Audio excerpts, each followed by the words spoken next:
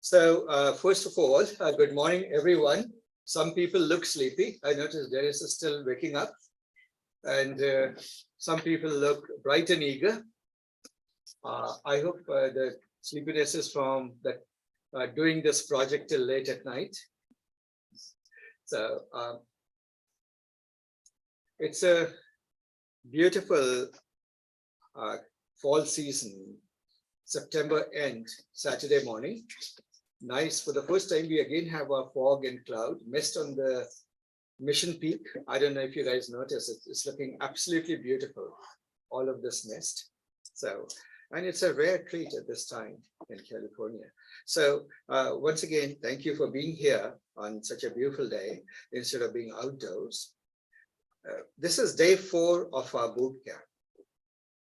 We have been spending time building the foundations.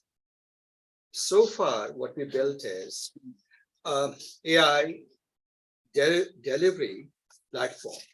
All of you have created an AI architecture that is a close approximation to what you can take to production.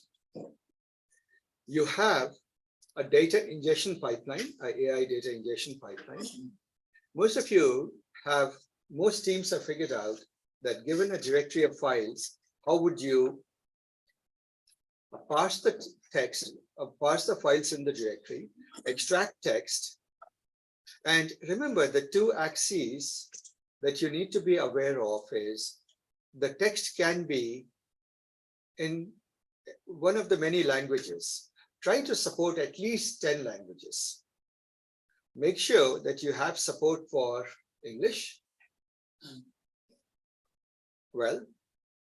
Chinese, Hindi, and Hebrew, Arabic. That should cover, and obviously, once you have English coverage, European coverage comes pretty easily after that as an extension. Spanish? Spanish, yes, by all the European languages, they come easy after that. And Thai and so forth. Right?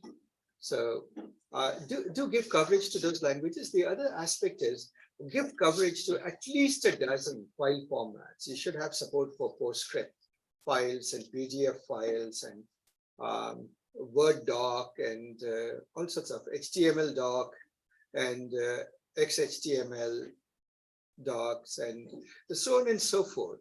Documents come in all sorts of file formats, markdowns, whatnot. Try to have support for all of those, please. Okay. So how many of you have support for multi-document format? I would imagine everyone. Which team does not yet have support for multiple formats? Just has one format support. Okay, this is awesome. Everybody has multi-format support. How many of you do not have multilingual support? Okay, yeah. So I'll spend a minute about multilingual support, guys. See, what happens is when you do multilingual support and you use AI with transformer models, you will observe something interesting. Your performance for English goes down. Has anyone noticed that the quality of results for just English corpus is not as good as using a language-specific, English-specific, a trained model? So what you can do and perhaps should do, I don't suggest it for this project, but in production, a good advice would be that pick a few dominant languages in whichever geography you're located. Let's say that you're located in Korea. Then pick Korean, pick English as 2 dominant languages. Whenever you encounter content in those languages, maintain a separate index, a separate vector embedding for those languages. And then for all others, use a multilingual embedding. Okay? When you take an approach like this, you will actually have the best of both the worlds. You'll have multilingual support. At the same time, you'll have a pretty good accuracy in the dominant languages, a pretty good performance in the dominant languages. Hey, Asif, just a brief interruption. We don't have Kate over here to take the meeting notes like actions that we need to do.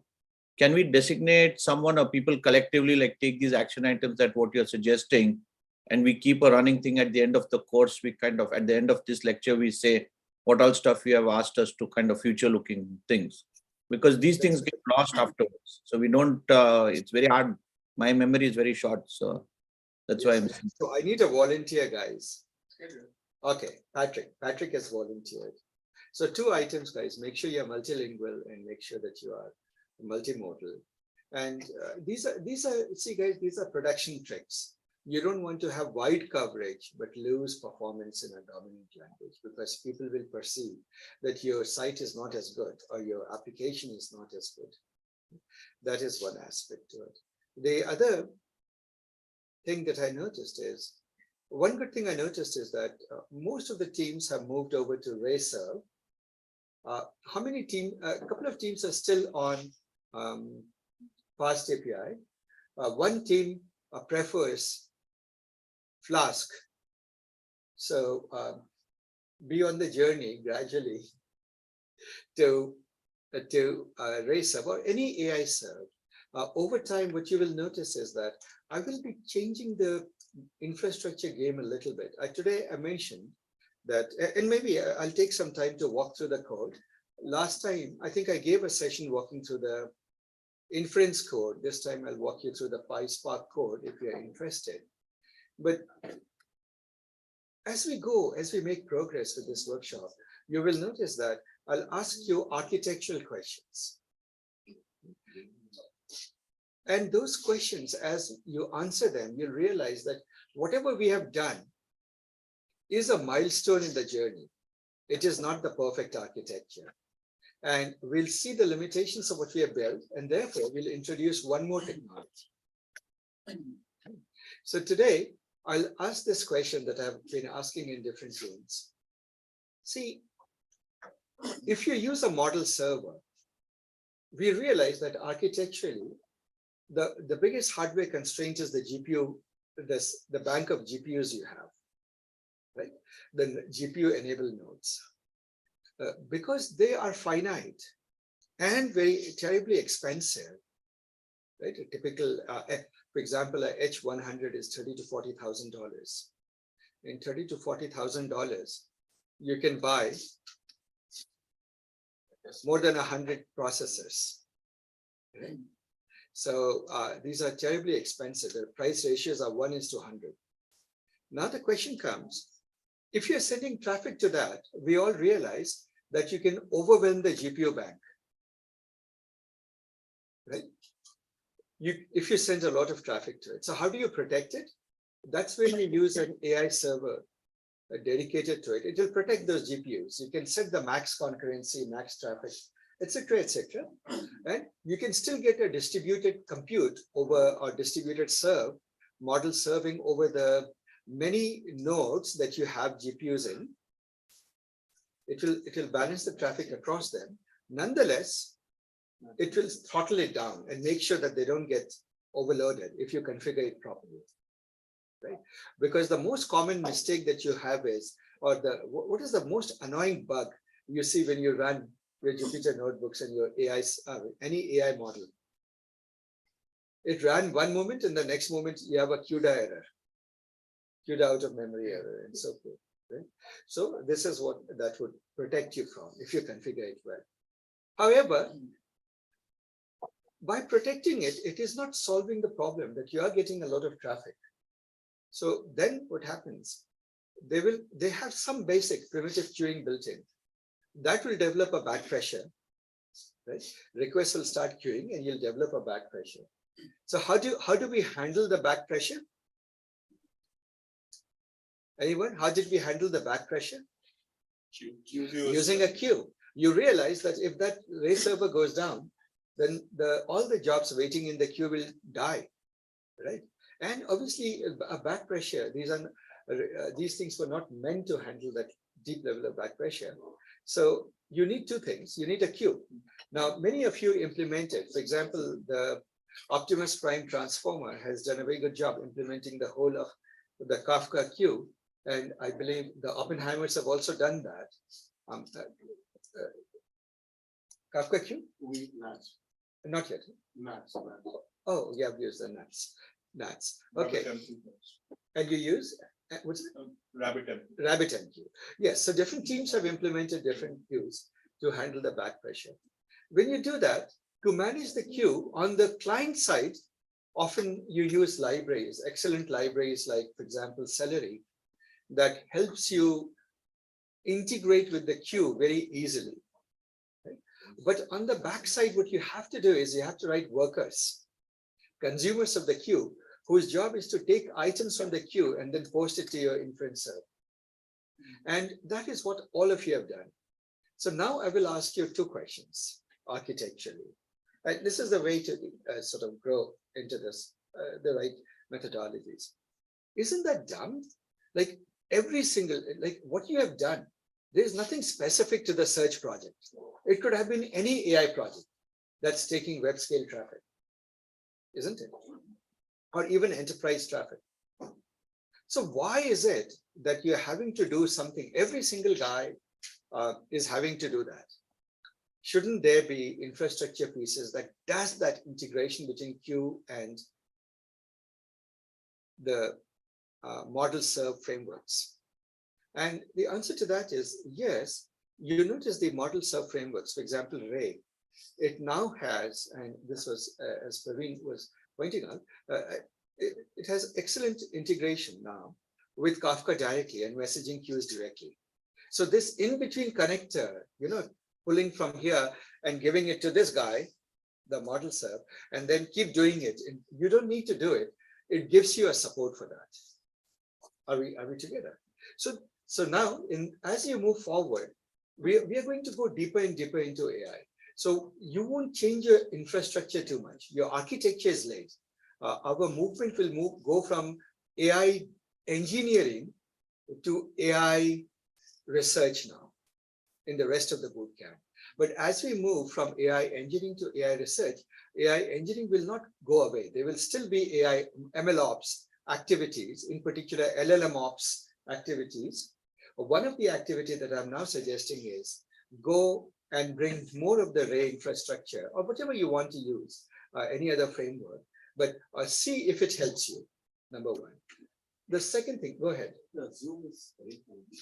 Yeah, so photography. It was Oh, Wi-Fi is Wi-Fi. And what is the passcode? It is asking passcode. No, but yeah, the asking posted at one. Just But the point is, Oh. the Wi-Fi is it keeps dropping off.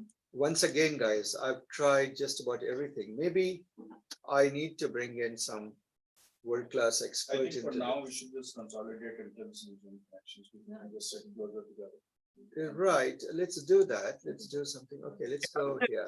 You updated the firmware on that mesh network you have. Maybe there is some. And let's All do of this. test on the Wi-Fi. Guys, here it is. We are in the room, about 30 people. There are 108 devices connected. Right.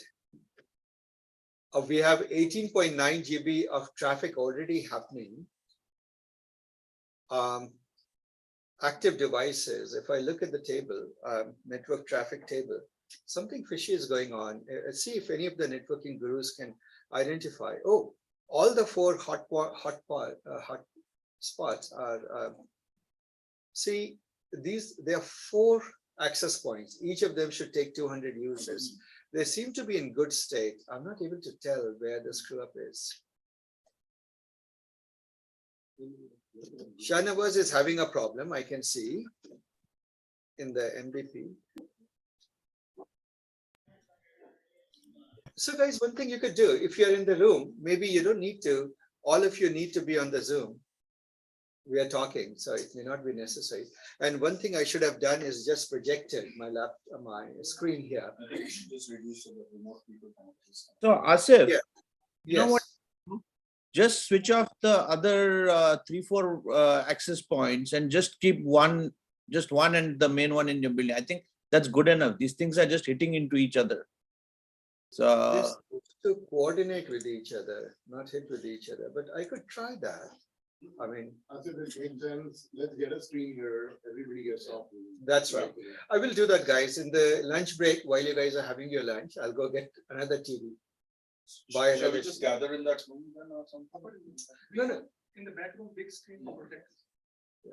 Some of them. Okay, guys, bear with me. At this moment, I'm not casting anything. I'm not showing much on the screen.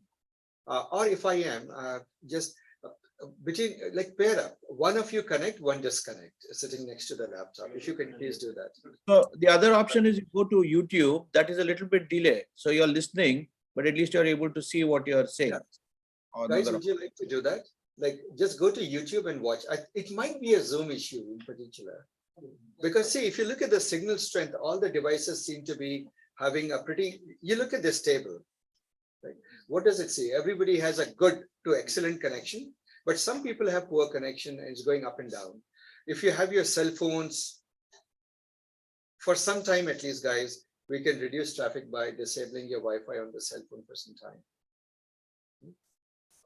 All right, so with that, I apologize. We'll soon figure out. Go ahead, Mr. So, question on this MQ and like Kafka and so forth. So you're saying that we could do something like a date framework instead of Which gives you native integration with the queuing. Right. So instead of you writing the in-between code between Kafka and so you're the coolie picking things up from the Kafka and you have to write the same logic, dumping each other. Why do it? Every house is doing it. So obviously you should expect inference framework, inference serve framework to have taken care of what everyone needs. And it seems that they have.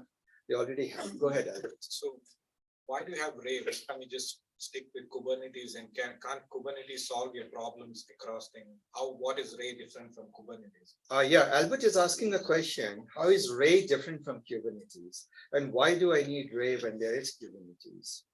So see, there are two approaches that people have taken. Some of the inference server frameworks, they leverage Kubernetes, Kubeflow, and I believe Kserve and a few others.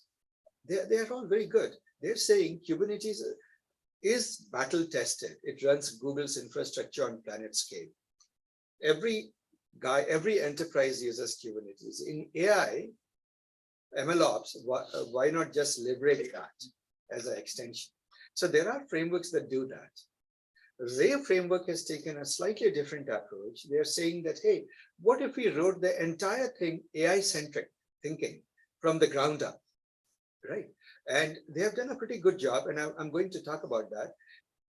So good news, it's a recent framework. So if you look at the strength and weaknesses, as a very recent framework, you're thinking from the ground up, attuned to the hardware realities of today, not 10 years ago. Right? So that is one thing. It's written in C++, which makes it very fast. The downside is it is still an evolving framework, right? It doesn't have the maturity of Kubernetes and so forth, or things built on top of Kubernetes. So there is see, the AI community is split, which is why, if you remember, whenever I'm saying Ray, I'm also saying or another framework that you use. So use whatever you do, but use an AI-centric framework. Use Kubeflow, use Kserve, use MLflow, use Ray. But in each of them, you'll see that they're beginning to bring in these pieces of integration. By the way, Ray also has now RayQ, just like Kafka, And- to bridge the. Oh, the bridge the gap to Kubernetes. Okay, there you go. So everybody seems to be making bridges to everybody else. So there's articles about Kubeflow with Racer, Oh, yes. how you go together. I mean, Yeah. basically it's all in active development. Yeah.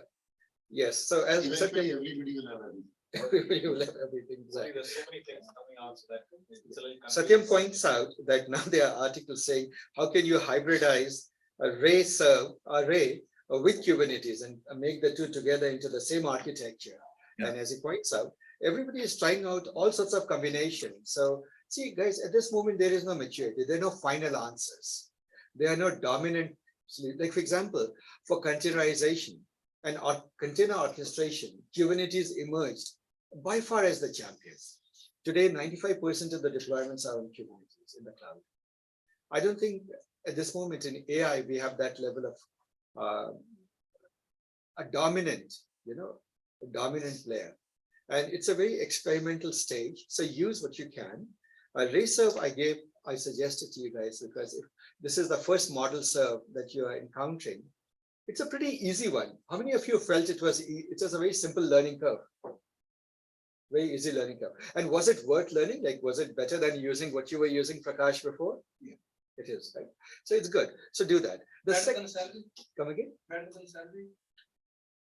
Salary is like it submits to a messaging queue and it has its own worker notes, but definitely better than salary. No, Salary is a different purpose. Mainly for a web fronted. Web fronted. Messaging. Yeah.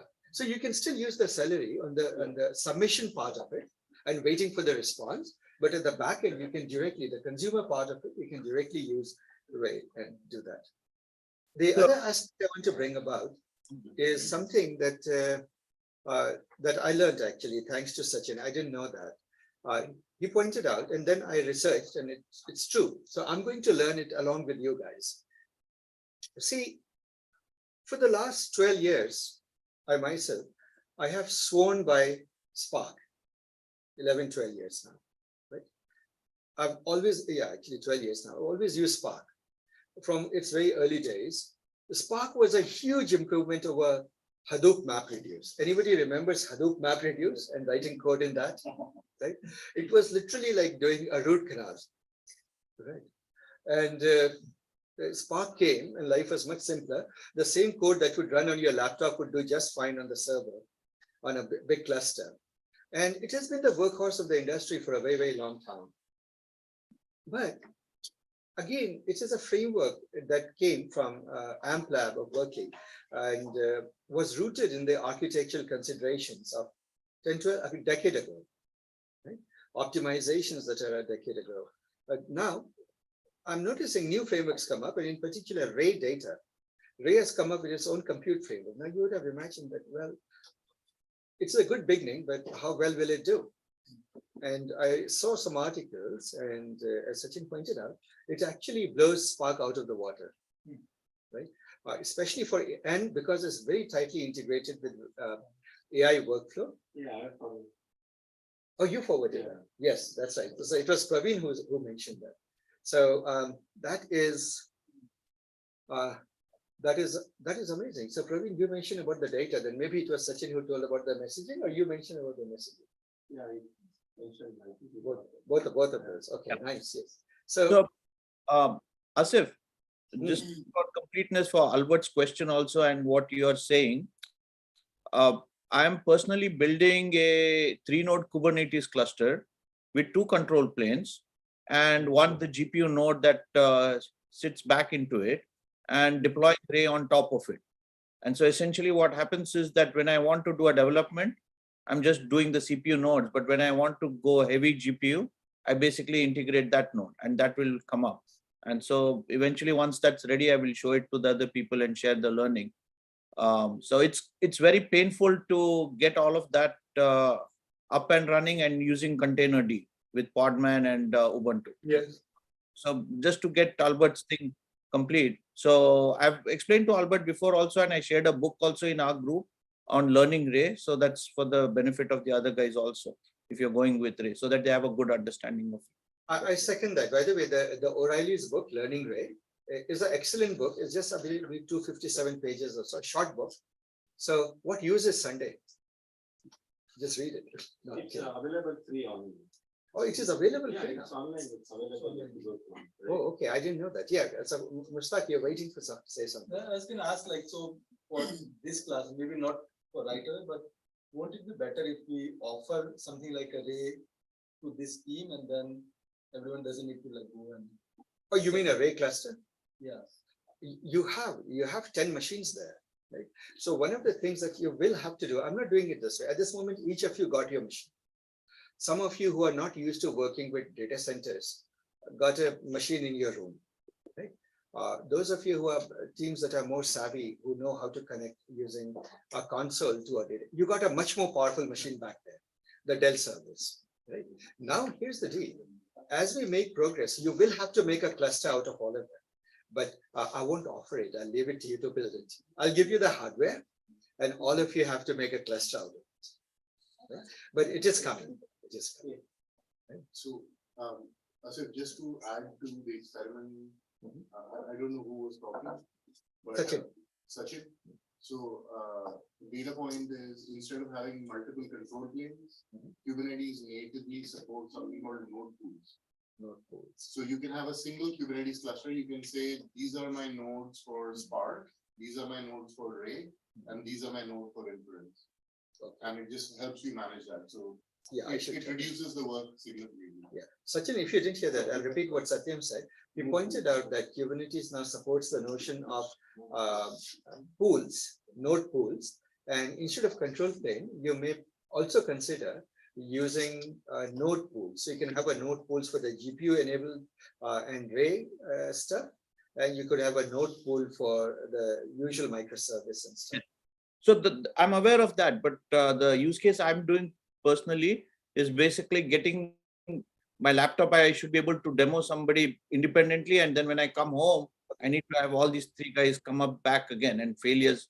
So independently, I should be able to run the control plane on each one of them and sync up. That's Okay. I'm looking at failure scenarios, but that's a very good point that he has mentioned. So thanks. So guys, you guys, I don't know which team. I believe Homi Bhabha team has Sachin. You guys are really lucky because he runs a whole entire cluster in his garage, and you have access now. It seems you guys will have access to it. Yeah. So question on Kubernetes, what will be the file system he has chosen?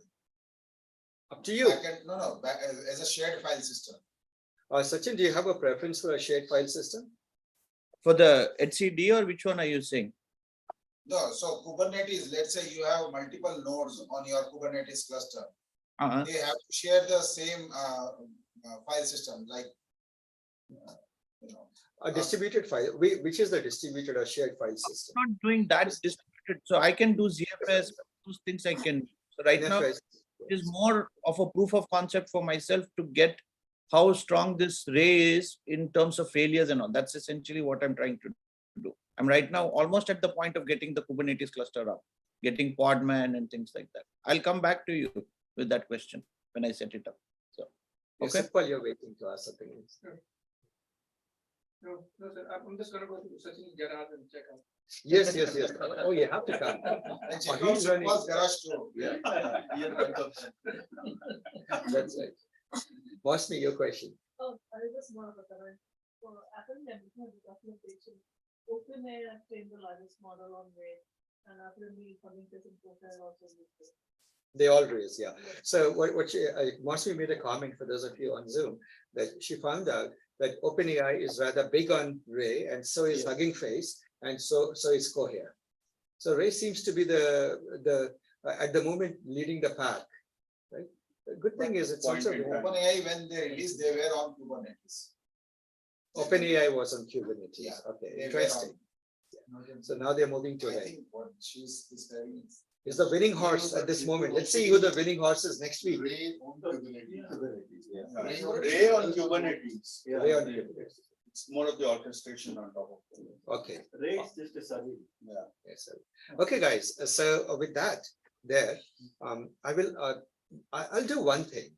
And for me, every bootcamp, every workshop is. I often feel that I learn as much as I learn from as I have to share. So I'm going to do a Ray data implementation of the same thing and release it in the solution. I want to give some time. So today, I mean, obviously we have been speaking for some time. What I would like to do is walk you guys through the solution. How many of you have looked at the solution? How many of you feel, no, don't show me the solution yet? Well, now it's a bit late. I have to show the solution. Are you sharing the screen? Yes, I am actually. So one easy way is, guys, instead of Zoom, just go to YouTube. Support vector streaming, YouTube. Are you all able to go to YouTube? youtube.com/support vectors. So I have another question, Asif, with this batch inference. I was reading up the press paper where they were saying is that if you batch all the queries, then you can do the in the sense that you are amortizing the cost all over them. Here in the Kafka case, what you're doing is you're doing one query inference at a time, correct? No, you shouldn't do that. In fact, it's one of the things that I wanted to point out. All of these have support for grab. See, any messaging queue system, most of the time you take one message at a time, but you don't have to. You can do batch retrievals. But then You can how say that batch get up to 12 messages. Okay. Or get up to 16 messages, whatever your batch size is, 8, 16, whatever, you get up to 16. If the queue is empty or there's only one message, you'll get one message. Otherwise, if the queue is full, you'll get up to, let's say, 16 message batch. Okay, guys, so I'm going to do something. Can we all go to the course portal and in vector databases project, vector databases section, you will see a solution here, sample solution. Are we seeing that, guys? Yes. Yeah, if you do that, it is worth going and, well, I'll try to download it and I hope something comes down. Yes. Something got downloaded. And I will do it along with you guys. Let's see. Yeah, here we go. Oh, no, not PDF, surely. I'll go there now. Segment terminal.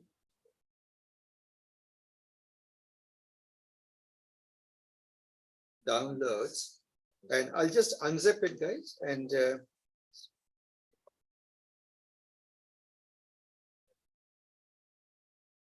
sorry, Asif, I missed that. What are we downloading? we are downloading the solution. Okay. The LLM. If you go to the okay, let me show it again. On the course portal, there's a sample solution to the project.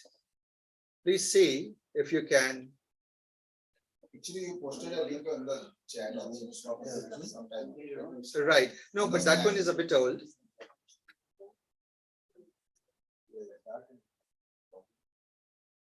Okay.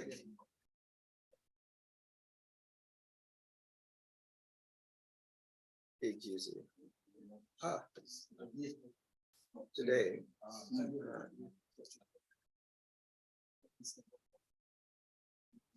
CD.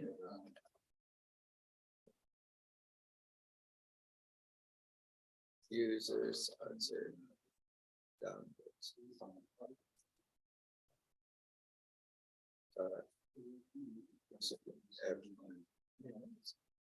Please download and unzip it. And when you do that, you should see something like this. You should see this. You can include it in your VS Code, PyCharm, whatever it is that you do. And then, but I'll just walk through the documentation that I generated out of it. So you will see that there is a doc folder here. And in the doc folder, if you just go there and open, I hope there's an index.html, there's an index.html. So you will see, this is read the docs. How many of you, how many teams did read the docs? Only one team. Right? The rest of you haven't done. So guys, if you do a read the doc, it just is a common way to document whatever you have. Good thing with read the doc is you can do not only that, you can even put, like for example, the Jupyter notebooks that I gave you, they are all in the read the doc. Elastic Notes, Elasticsearch setup, Python ES setup, sample Python code. Do you notice that? You can add your Jupyter notebooks also here, and you can do, but I'll take you guys through the modules. It is in the docs folder, docs index.html. So guys, these are the modules. And if you look at the modules, you can, a good thing is that you can go and let's say that you want to look into this module. Yeah. And this is obviously the comments. If you have commented your code, all your comments would be extracted. Your PyDocs would be extracted. Go ahead, I'm asking. What I did is I went to this, you know, when you unzip this, it becomes a file, it becomes a directory, LLM Bootcamp Lab 1 Solutions. Yeah. And there you find a directory called docs. Do you see a directory in there called docs, guys? How many of you are seeing it? Mostly, look for it. No, you have to download the latest one. So if you're sitting on an older version, don't use that. I just simplified it by making it into the root directory. Once you're there, then you can see this. And so, Yeah, I keep releasing. I released an updated version. So go to the website and get the latest one. When did you release us? Today morning. Yeah. So guys, those of you who are sitting on hold. Now the good thing with this, guys, the reason I encourage read the doc is, if you want to see how have I implemented any one thing, let's say that how have I implemented the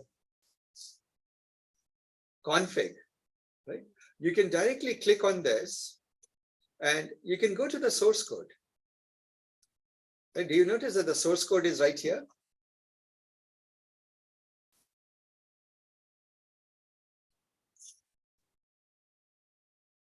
And you can, so it gives you the ability to have a pretty good dashboard on your project and its source code. Those of you who are familiar with Java docs, right, and extract of source code should be familiar with that. Doxygen, anybody here with a Doxygen has used Doxygen? Yes, there you go. Can you show us on support vectors, where is the link? Yeah, exactly. Where is the link? Oh, here we go. So first of all, you go to my courses. When you are in my courses, you go to the LLM Projects Bootcamp. I think you are seeing your old screen. Okay. Now, once you're in the project, Satyam, are you in the course portal? Yeah. Then you scroll down. You go to the vector database. Because, and this is a solution for the vector database. Right here, you'll see project specification doc followed by sample solution. That's the one. So download it. Yeah, if you click on it, it will download. It's a small file, 35 MB. Yeah. And then go to. And once you have unzipped it, go into the doc. Yeah. And then click on index.html. Are you there? Yeah. Good. Anyone else, guys? Anyone needs help? Yeah. Okay. So that is that. And I would strongly encourage you, because not many of you have done the read the doc. Please do it, guys. It's basic hygiene. Nobody will take your project seriously unless you have a read the doc. In open source world, people will just say, where's the read the doc? So let's have that. And again, it is missing some packages, as I can see. The text package is missing, and I myself have to do some cleanup, but current state is this. And again, guys, be in the habit of putting documentation, like comments in your code, etc. All right, so now I'll come to today's project. Can we talk about today's projects, guys? Right. It is to do with something called RAG.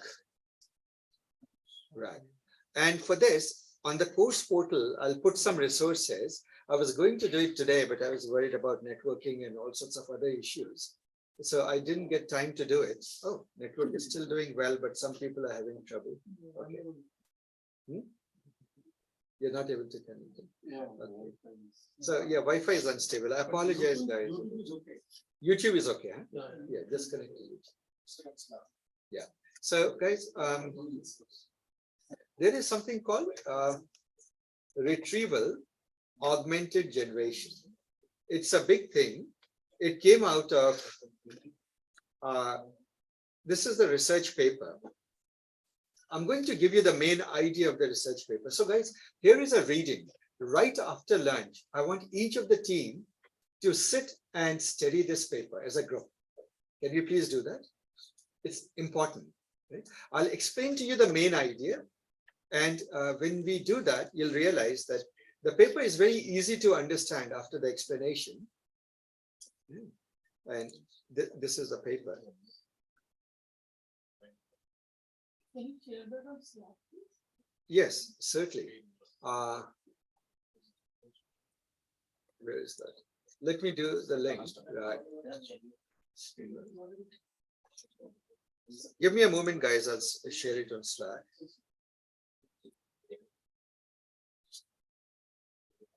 Now, there are many YouTube videos, Facebook's own website, and things like that that are explaining it. Are we together? So I'll give you an example. why it is useful or what it is. See, guys, if I were to ask a question, and guys, please pay attention. Okay, I'll let you guys finish your discussions and we'll start. Some of you, do your setup, like whatever setup here. How about we do this? We take a 5 minutes break and we start? Yes. Right? Because I noticed some of you are still downloading and setting things up. Finish it, then we'll start. So as if your Wi-Fi speed is really slow, 7.8 That's megabits. We promise everybody next week this Wi-Fi is not gonna be a problem. Monday we fix it, 100%. Even if I have to pay out of my pocket. 100%. So, by the way, if Wi-Fi has a problem, right, blame it on Sukhpal. He's the one who told me not to buy new routers. Yeah. But we have a pretty strong gateway. Ahmad was confident that it would all work. So we'll see. All right, guys, 5 minutes break, and I'm going to pause the. Is there a way to pause the streaming? I don't believe we can pause the streaming. I'll let the streaming happen, but take a quick break, 5 minutes, no more than 5 minutes, guys. So, I said, what are we discussing when we come back? What's Right. on the agenda? Right. We are going to do the topic of that.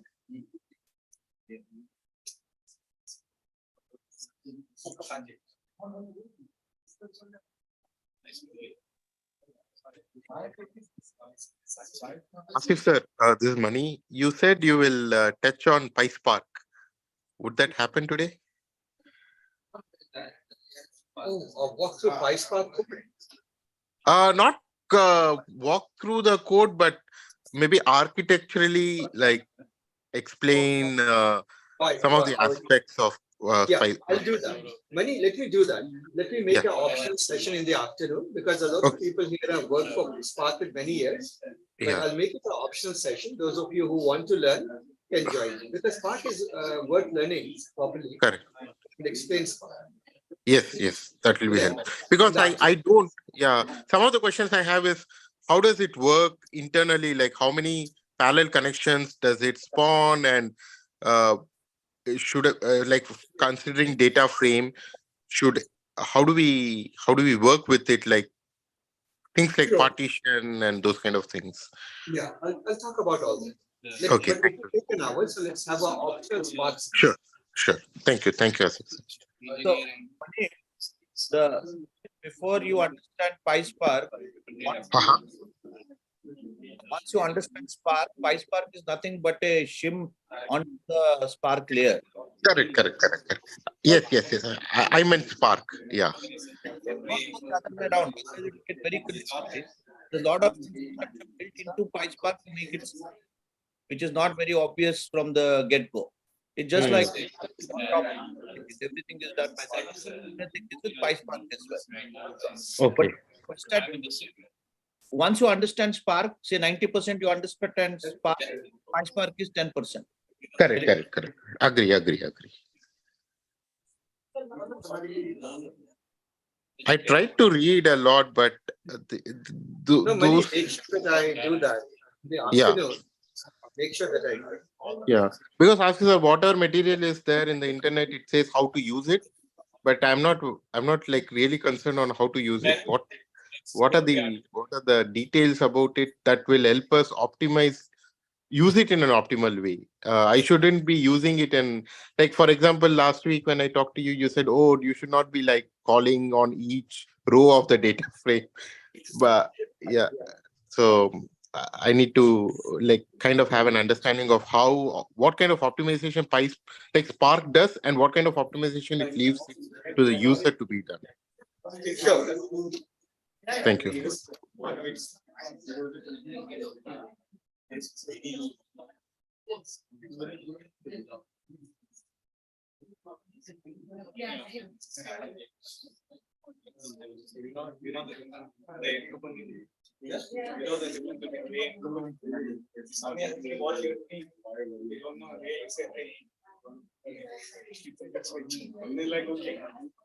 We won't touch it.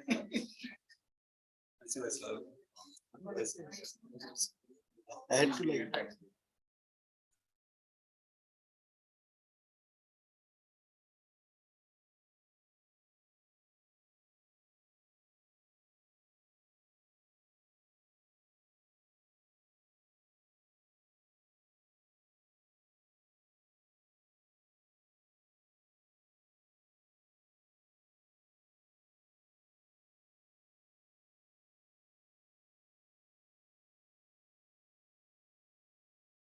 Hey, Asif.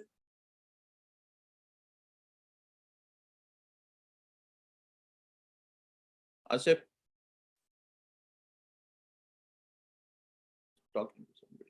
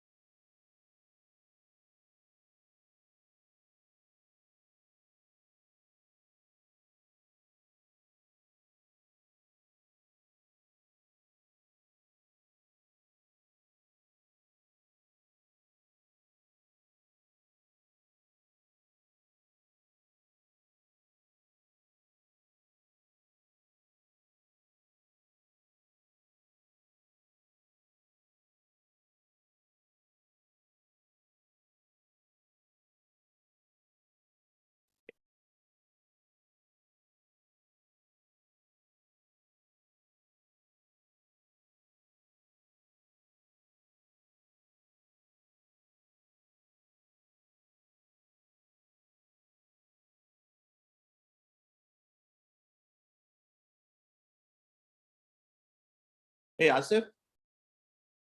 Asif. Asif. Hey, Sachin. Did we lose him? No, he's muted. Oh, muted. Somebody can ask him to unmute. Okay. Hey, Asif.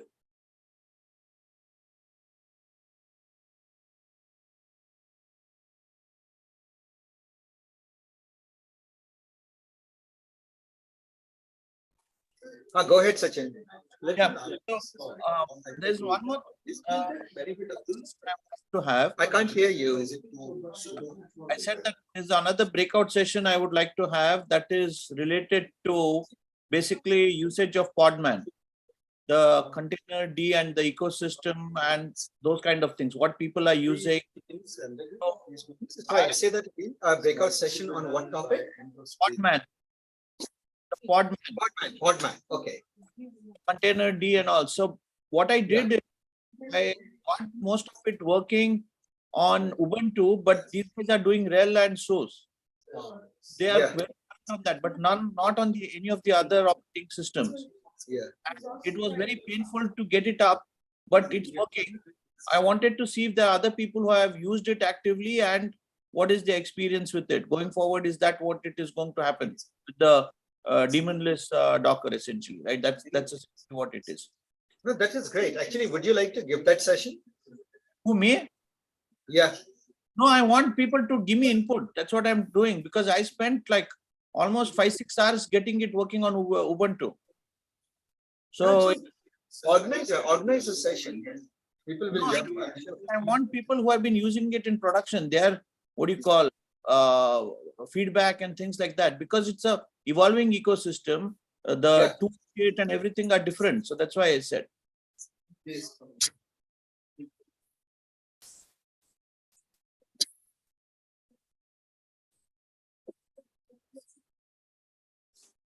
Yes, Sachin will definitely do that.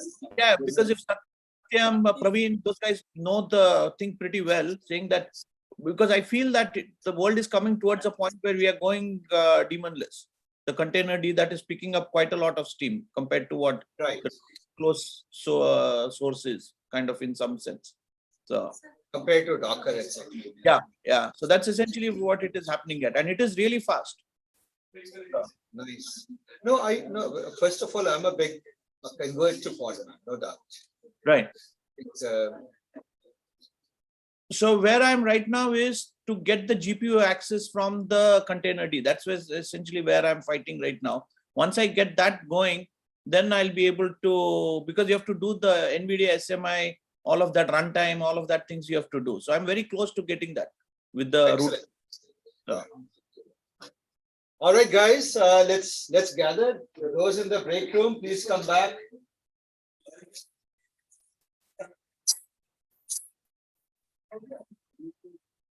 Please come back.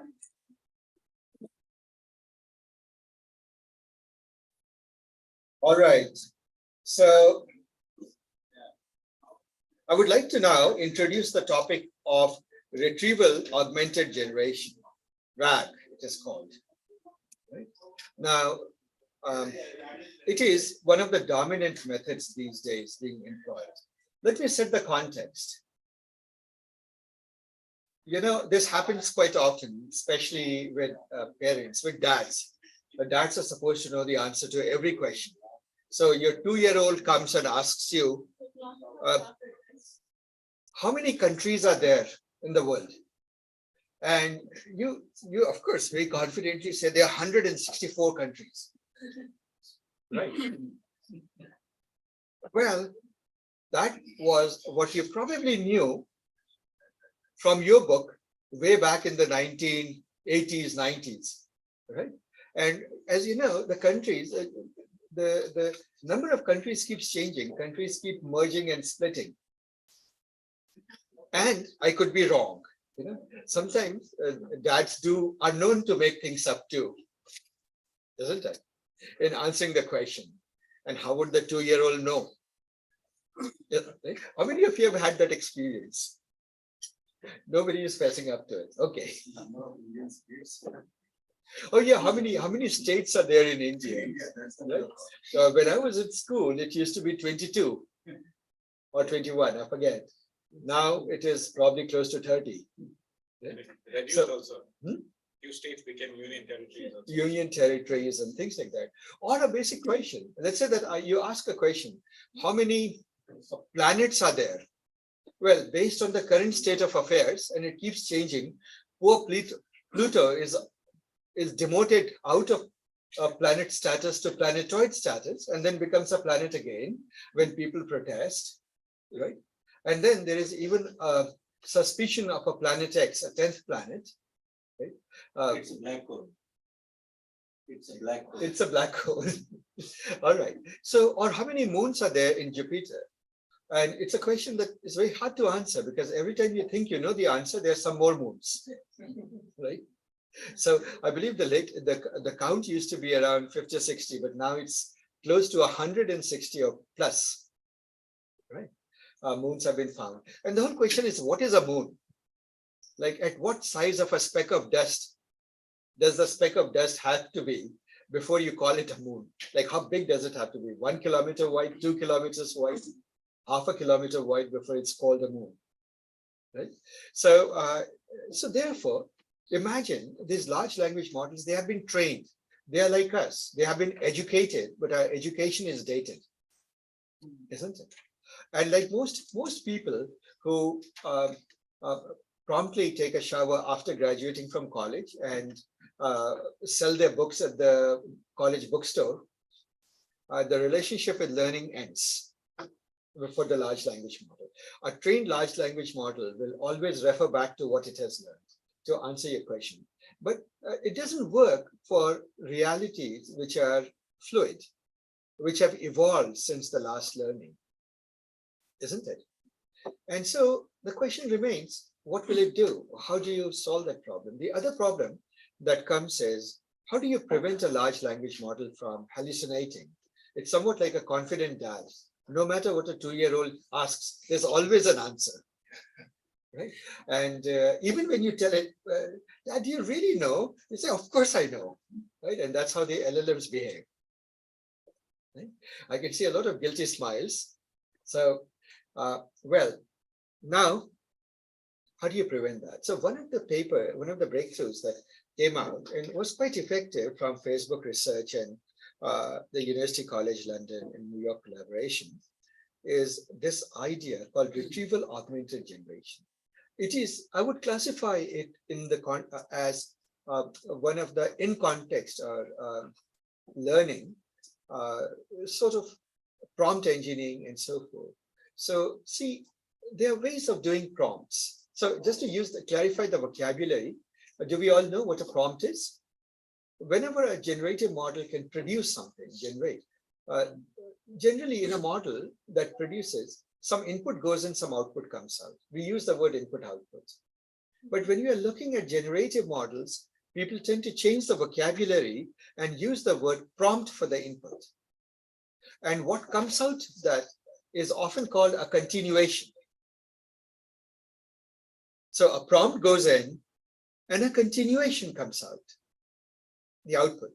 That's sort of the way of looking at it. Now, prompts have many parts to them. One is very simple. If you go to, I don't know, ChatGPT or whatever, and you say, who is the author of Tale of Two Cities? It will say, Charles Dickens. But I invite you all to go try this experiment right now. You all have access to Tale of to ChatGPT. Ask it, who is the author of The Snail of Two Cities? And see what comes out.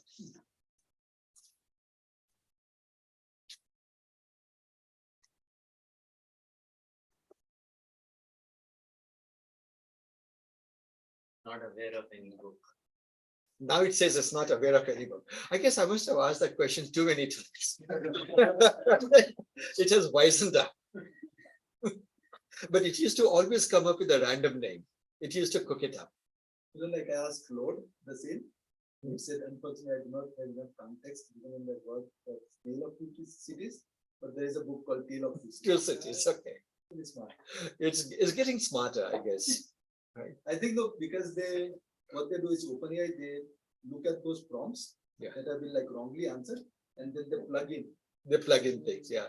There's a lot of improvement, continual improvement going on there. There's recently, like in the last week, somebody did, they checked for the reverse statement. So let's say Charles Dickens is the author of Tale of Two Cities. But if you ask it, like the reverse. The reverse, and it's not able to do it. It doesn't automatically. Yes. Patrick, thank you for pointing that. I was going to just mention that. The asymmetry problem, guys. What it has is, you can say the same thing in active voice and ask the question in the passive, the reverse order. Usually, LLMs do a pretty poor job still. The state of the art as of today is, they still do a poor job of it. Okay. And so there are a few limitations, well-known limitations of that. So one of my favorite jokes is now gone. I used to always, if you ever get bored, ask it, who wrote The Snail of Two Cities, and some fictitious name would come up, then I would search for that person online. So. I just told ChatGPT that the author of that book, Tale of Two Cities, is me. So maybe after 2 days or 3 days. Yeah. Oh, you forgot. How insulting. I am the author of The Snail of Two Cities. You should know that. Okay. For who is the author of the Lord of the Rings? It kind of gives you a random answer. Yeah, there you go. Janet did a slight variation on the Lord of Rings and the Lord of the Wings, and there is an author for that, it turns out. Yeah, so it will hallucinate and you won't know. So guys, this is all right, fun and jokes, and we all know the limitations, but how can you use such things in a legal domain or in a medical domain or in a domain where authenticity or correctness is important. So there are two ways of doing it. Like a kid would ask, and actually my kid at some point used to ask, Papu, have you checked the latest information on this? Right? They used to ask me, my kids used to ask me. Then that would be a clue that they think I'm wrong, right? And I would go back and learn the latest, and sure enough, I would be wrong. So based on that idea comes RAG. What RAG is, and it's a very good continuation of your project. See, the reason we started this project of hybrid search is good in itself, but its main value is that it augments or complements a large language model in an amazing way. So from now onwards, we will be dealing mostly with LLMs, and today is your first introduction to LLMs. So here is what we do. What this paper says is that, see, when you write the prompt, we know today that writing the prompt is much better if you give clear instructions, right? So if you say, finish this sentence, right? It was the best of, and then leave it blank or something like that, or fill in the blank. You tell it what to do. Otherwise, it will just sort of come up with something that you want to hear. Right? It won't be as precise. So giving instructions itself. Now, what you could do, suppose you had a question and you knew the answer could be there in a corpus, right? In a body of documents. It could be there. By the way, when I use documents, I use it in a general way. Today, I use it that the answer could be there in a photograph, right? The answer could be there in a video. Right? Because I trust all of you have finished last week's project, images and sound and so forth. So anyway, the answer could be there in some body of knowledge. So now that you have the ability to search in it, what can you do? You can take the question, you can do a vector embedding of the question, and you could do that. Again, do the same thing. You could do your whole hybrid search into Elasticsearch, etc. What will you come back? A search results. Those results are body of knowledge that is relevant to answering this question. You can give that to the large language model and say, here is a question based on what you come up with by executing this search on my system. Use that, incorporate that in answering this question. It will be relevant because, see, large language model may have been trained 2 years ago or 1 year ago. Much may have happened, but your corpus may be more recent. You realize that, right? And that is why it is called, in this paper, they use the word non-parametric, right? Memory for language. In other words, it's outside your system. It's not embedded in the weights and biases of the large language model, of the neural network itself, right? It is outside it. It's a adjacent, a complementary body of knowledge that you query into. Now, that body of knowledge needs not just be, and when I use the word search, guys, I am using it in a truly generic sense. What other complementary body of knowledge can you do? You could have a proper knowledge graph, an ontology, right? For example, if you're in a medical domain or pharma domain and some specific domains, ontologies make a lot of sense. So you could sieve your question through an ontology. Now, what it is essentially saying is that there are techniques that have matured over the years for question answering, isn't it? So what you do is you pre-process your question by getting some of the answers from your prior techniques. Bring those answers or those results, body of knowledge forward. And then you say to the LLM, go use all of this in answering my question. So what will it do? It will use its own, what in the paper they call the parametric learning. In other words, whatever it has learned from the vast web of data that it was trained on, it will take also and give emphasis to what it is getting right now as in context learning, right? And put all of this together and answer your question. So some things it may not know. For example, the number of states of India may have changed, right? Or number of countries may have changed, isn't it? So It will look up the latest body, and now you can hook up. You realize that it opens up interesting possibilities. It opens up the possibility that you can hook up Wikipedia right there. Right? And therefore, that is your project, guys. I expect, now you guys have all been, none of you have really set up a good corpus, but RAG, at least, I want you guys to complement it. One of the things that you would search and integrate into it is the Wikipedia. Right? Please incorporate the Wikipedia in your RAG, right? And try to also incorporate as another source of information, a news source, right? So there are a lot of news things, they give you an API, right? Or you could integrate Twitter or whatever it is. Integrate a couple of sources into it. Wikipedia is pretty generic. So that's what I was wondering, because even if ChatGPT gives you the answer. See, no, ChatGPT knows Wikipedia as of the last X date when it was trained. Now, the only way, and by the way, ChatGPT has started doing the same bad thing. What it does is before it answers your question, it actually does a search in Wikipedia and the latest Google search and gets information and then answers your question. And it's now, it's not behind 2 years, it's up to date. It's up to released a new version. Or the new version of ChatGPT. With the audio, video, everything. What are they calling it? GPT-4 or GPT-4.5? It's only available for 4.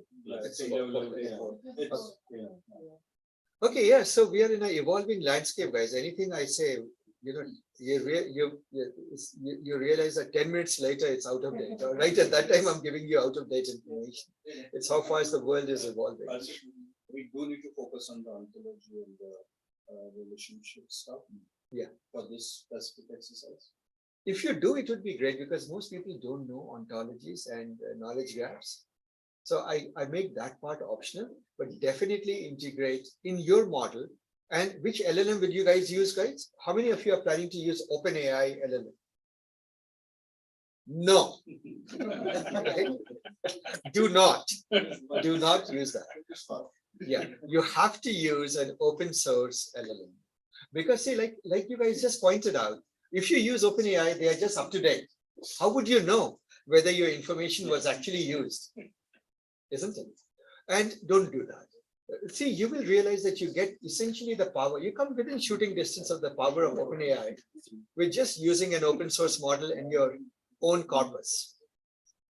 Right? And that is your paper. That's the main point. So I'll come to it, guys. Give me a few minutes. I would like to read the abstract and just give you the main ideas of the paper.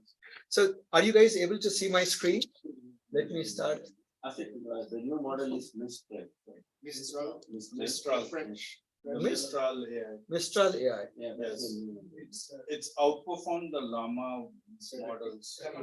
Oh. Llama 2B. But it's only 7 billion. 7 billion. And at 7 billion, it's outperforming. Yes. Yeah, because it's the original authors of Llama. Oh, It's French based company. Mistral. The name sounds like that. Doesn't Mistral mean the angel, the guarding angel? Yeah, it's the original Llama. I don't know what Mistral means. Okay. Okay, guys, please. And they also made it open source. Okay, wonderful. So, Apache 2.0. yeah, nice. So Mistral seems to be the latest model. We can get the Apache 2.0. Yeah. So guys, what I'm going to do now is quickly walk through this paper. So let's hold our comments for a little bit later till I walk through this paper. Now, I'll just read the abstract of this paper. Are you all seeing my screen on YouTube? Yes. Large pre-trained language models have been shown to store factual knowledge in their parameters and achieve state-of-the-art results when fine-tuned on downstream NLP tasks. By now we know that, right? You take any of these large language models, it has some form of some ability to have a statistical understanding of whatever data it was fed, such that it is equivalent, or it seems as though it has memorized. Yeah? It can reproduce facts. And it is all there in its parameters, weights and biases. However, their ability to access and precisely manipulate knowledge is still limited. And hence, on knowledge-intensive tasks, their performance lags behind task-specific architectures. right? So for example, if you look at the news, obviously that would be a disaster, right? Because news is a fast evolving knowledge base, right? Is limited. Additionally, providing provenance for their decisions and updating their world knowledge remains open research problem. What does that statement mean? It's a polite way of saying, additionally, the dad can just make things up, right? As dads do. So pre-trained models with a differentiable access mechanism to explicit non-parametric memory have so far been only investigated for extractive downstream tasks. That seems heavy language. What does this word mean, guys?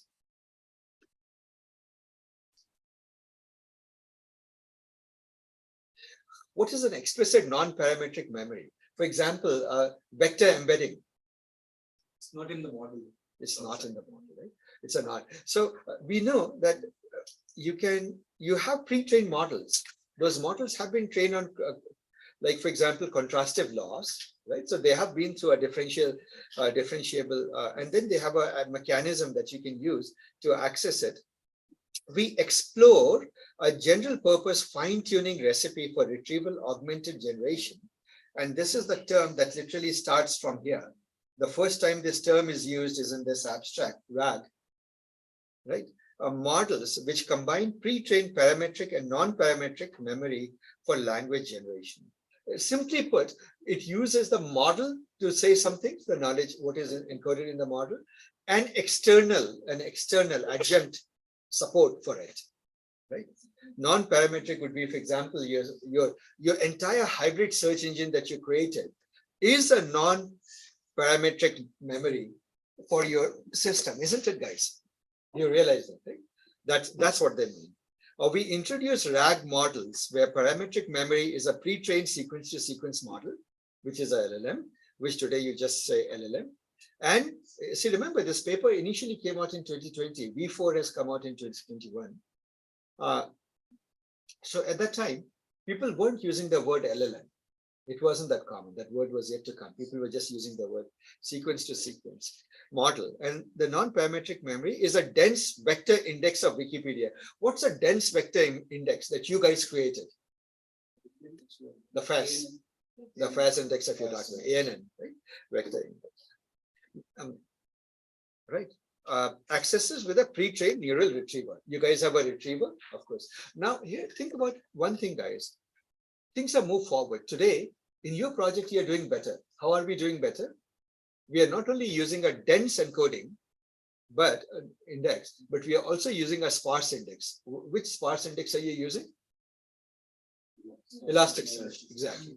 Which internally uses many things, but in particular, BM25, right? Sparse encoding. It's basically inverted, roughly speaking, conceptually. It is an inverted keyword index with these encodings like BM25, etc., techniques applied to it for data retrieval.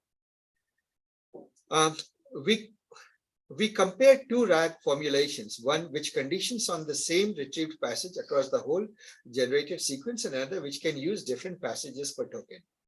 We fine-tune and evaluate our models on a wide variety of knowledge-intensive tasks and set the state of the art on 3 open domain question-answer tasks, outperforming parameter models and task-specific retrieval and extraction architecture. In other words, if you hybridize, if you put together your hybrid search, or at this moment just dense search in those days, with a LLM, you expect to amplify the strength. You get the benefit of both, right? Whatever you create will beat each of them individually.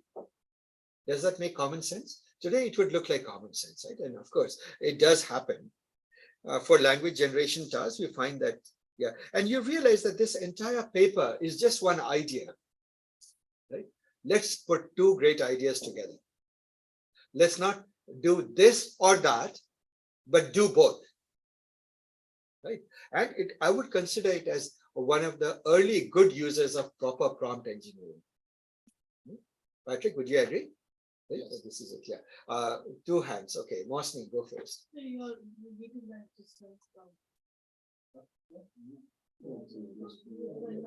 Oh, yeah. Albert. Okay.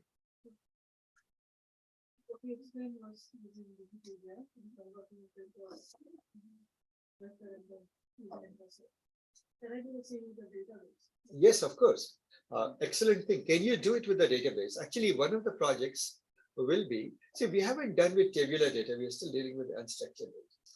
At some point, you will, one of your projects, hint, hint, will force you to understand tabular data, retrieve from a database and help use that to answer your questions. Anis is not happy at that idea. Why? Why is that? It is difficult. Well, there is a reason I called it the boot camp.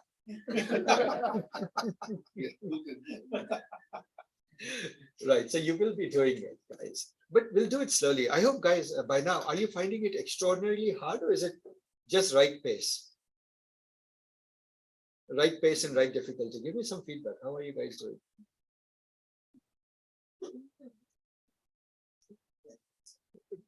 Okay, give me some feedback. How do you feel? Is it getting too tough? It's recent, I'm saying, but it depends on where you are. Open code life. Yeah. In many ways. Yeah. We learn differently and from different individuals. I think just maximize having the ability to maximize that you want to keep the learn. That's right. Yeah. Go ahead, Sheila. It's very good. We are getting to learn a lot. It's just that we don't have enough time. Yes. That's why it's a boot camp. Yeah, that's why it's a boot camp. You know, guys, I'll tell you one thing. If you look at the top US universities and the university rank 4,000, right, or whatever, let's take, I don't know, well, I come from Urbana-Champaign, so I'll take that. And you take another university, I don't know, let's say South Dakota, something, I don't know what this university which is ranked low, some university that's not ranked so high. They all use this, they all teach the same body of knowledge. Why is it that the top universities tend to produce a little bit like overachieving people, at least in the early years, right after graduation? The answer boils down to only one thing. Because of students. Yeah. Partly the students, that's true. Partly the better raw material goes in and gets cooked there. But there's another reason actually, which is proven, which is known to work. Yeah. Enough challenge and They basically forget the fact that the day has only 24 hours. They dump so much on you that if you're sleeping, you feel guilty during graduate school. Right? And you can see that at 3 at night, 2 at night, or 1 at night, you could go to one of the engineering libraries and you would not find a desk to sit on in any of the 7, 8 floors. It was one of the first places that had gigabit network way back in the 90s, reaching every single desk in the library. Right? Yeah. When I was in medical school, yeah, we used to fight for the seats in library. That's it. Yeah. You wake up early, go put your books in the seats. That's right. Yeah. So, Rita. No, Asif, remember, Asif? Sachin, hold on. I'm getting a question from the audience. discussions, what we have, the feedback we give. Yeah. Whether it is, Bloom build such RFCs or whatnot. What happened to other presentations? Are I expecting that to learn something? Absolutely. The whole afternoon is presentations. Today. Yes. Thanks. Sachin, you were saying something, finished before. Yeah, so I was saying that I run a robotics club at home, and there are kids who come over here and I see their peak performance at 12 o'clock, 1 o'clock in the night. And there are several times where they have stayed up till early morning. So it's very good for these kids. They're pretty high achiever kids also, and they're very motivated. When there is motivation, they work all together. So I think that's what Asif was saying. I'm like 200% agreeing with him. So yeah. Guys, there is a saying I learned in my childhood. It's been there. I suppose my life has been tough. I've always been working very hard, but voluntarily most of the time. So there's a saying that says, if the going is easy, you're surely going downhill. Right? So beware of that. So this boot camp is, I want you guys to go through the whole and come out feeling the it was worth the experience. Everybody who comes out of top universities at the end says they'll be totally dead tired. And then they'll say, what a great experience. Right? Also, sir, like Stanford, Berkeley, they have Nobel laureates who are teaching. That also motivates. Right, that does. I mean, see, but those Nobel laureates are produced in the same crucible of hard work. Right. So you realize that in the Bay Area, we are sitting in a place which has more than 100 Nobel laureates around us. Just the Bay Area itself. You know, in Berkeley, there is a caste system. If you are a student, undergraduate student, and even if you pay for parking, you'll get parking way out there. If you are a faculty or lecturer, you'll get nearer and nearer, normal staff nearer, actual professor then nearer, and then really at the heart, at the premium location, there's a parking lot only for Nobel laureates. It says Nobel laureates only, right? So the problem is, even the Nobel laureates complain because if there's an interesting seminar, they say there is no parking spot left for them. And it's a pretty big parking lot, actually, reasonably big. So you can imagine what a concentration of intellectual horsepower there is out here in Silicon Valley. Right? Anyway, so guys, I hope you guys get to do great things. But this picture says it all. You get a query, you see this query. What are we doing? A typical query would jump straight in a normal model into a LLM, isn't it? Whatever question you ask. But you brought in this box. You take this. You are doing now. This looks very obvious to you, right? You guys have been doing, given a query, you create a vector out of it. But we do something more. We also go into Elasticsearch, or the thing. Then we do something which has a very complicated mouthful name, MIPS, Maximum Inner Product Search. Are you guys doing that? Of course. What do you think you're doing it with your ANN and so forth, right? You're doing that. And after that, you get a lot of documents. Is this what you're getting? You're already doing this part. So what is the additional part you need to do in this? Feed it into an LLM, isn't it? That's all it is. Feed it into an LLM and have the LLM answer.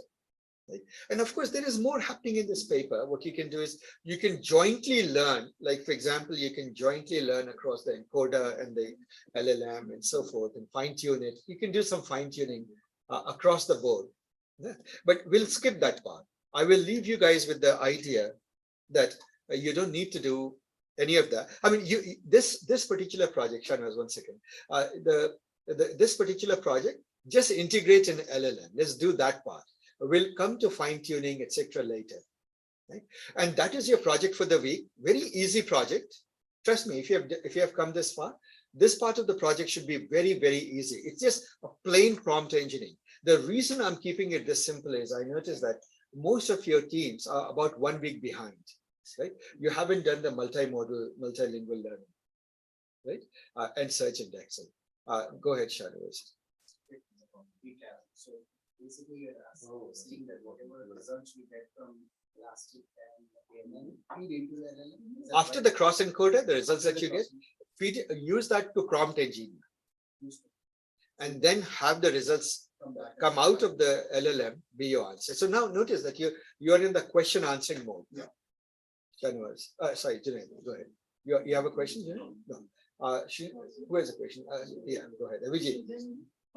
What we did in the previous one of the courses, right? Like we use the agents, LangChain agents. So we took it from vector DB, like relevant documents, like what we are doing here, and then combine with agent. That's what we'll be doing. Those are implementation details. I'll leave that to you. Okay. So just to enhance the LLM. You're thinking along the right line. You're definitely thinking along the. See, guys, now you realize that there is a chain of AI activities now, isn't it? And so whenever you have a chain, you're looking at a language chain. So you can use LangChain in the concept of agents. The agents are much more effective when it has to decide how to build a chain dynamically. In this particular case, the chain is sort of baked in. Right? It's a static chain, but still you can use it. I mean, go ahead and use that. Somebody who's asking any more questions? Albert. Yeah. So this, I'm really confused with RAG. So is RAG a dynamic prompt? Doesn't matter how you get it. through an LLM, through LangChain, through your database. Yeah, And then you provide it the dynamic prompt to an LLM. To an LLM. So that's what That's RAG what is. it is. Okay, That's what thank it you. is. Yeah. So how you get that information retrieval? Many ways. You could get it from a knowledge graph. You can get it from your hybrid search, right? Or you could use whatever. Like if it means making a phone call to your friend on the fly, that too is fine. It's anything that qualifies as information retrieval. Srinath. Regarding RAG, if I just use generic search and enrich the prompt, can I call it RAG? Or Yes, it is RAG. It is RAG. RAG literally stands for Retrieval Augmented Generation, answer generation. Patrick. So can we use just the embeddings? And then just convert it. Yes, you could potentially, but that gets to the, I mean, you can do that, but I think at this moment you'll find it a bit hard to do. Yes, I was wondering, if we can do it that way, then we can do vector operations also. Like we treat those that we don't want to. Yes, you could do that. In fact, through fine tuning, you and some of these exercises, you'll find yourself doing that. Go ahead. Okay, for the thing, let me just rephrase. Yeah. And see if my understanding. Yes, go ahead. is correct or not. You're already doing this across the border. Yeah. For the higher search. So what you're saying is, you're gonna query, do everything that you're currently doing, all the ways to be having start and mouse and border, and then get the result, so that's your augmentation, and feed that to another. Feed that to an LLM. Just do any transformer, right? Model. Yeah, so long as it is open source, you're not allowed to use Cohere, Anthropic, OpenAI, anything that comes as an API. You can't use an API. Use a real model, integrate it into your architecture. So just to do what you did in the course for the transformer pipeline. Yes, you could do that. You could do that. That is one possibility. One possibility. The only rule is, guys, you are building a product. Remember, this bootcamp is building a real product, not using somebody else's product. Are we together? So it's okay. You can use the components. Yeah, so it's just like, you're building a computer, you're allowed to order a GPU, a CPU, but you're not allowed to bring somebody's computer and say, here it is. Right? Go ahead. We are using the rest to summarize now. Yeah, to answer the question. So suppose the question is, let's say that the question is, describe, right? Describe the state, tell me about the state of India that has shown the greatest economic development in the last 5 years. Substantiate it with facts. Now, your LLM may cook up something potentially, but whatever it does, it may know the answer already. But if you do information retrieval into, for example, the Indian government publishes all these documents, 5-year plans and progress reports and whatnot. You have done information retrieval from that. You adduce that. So firstly, what you're doing is you're searching for the answer the traditional way. Imagine you're like Google searching it. You take all the answers that you got, and then you say that here's the question. This body of knowledge may be relevant to answering this question and answer this question. So what may happen is the LLM may know things that is not there in this body of knowledge. And it may use that also in answering the question to come up with a final answer to the question. And that's the point. And not only that, the LLM will synthesize all of these things because you just got search results. See, if you think about it, Praveen, you mentioned that you have almost completely stopped using Google. Why? Because Google comes up and you're using ChatGPT or some of these things most of the time. Why? Because ChatGPT gives you a coherent answer. Whereas what search engines give you is a listing of search results. And by the way, it's getting very annoying. These days, I don't even get search results. All I get is a list of advertisements. Right? You have to practically skip the first page. Media marketing. Yeah, right, or something. So, and I mean, look for anything and 20 advertisements come first. I didn't expect Google to degenerate to this level, but I suppose that's what they've done. You scroll down and somewhere way down there, after many things, you finally come up with some sensible search results. Go ahead. So like going back to Moshi's point, so like in the previous class, we had done this LLM in terms of the models. So can we use something like a LangChain agent and everything to?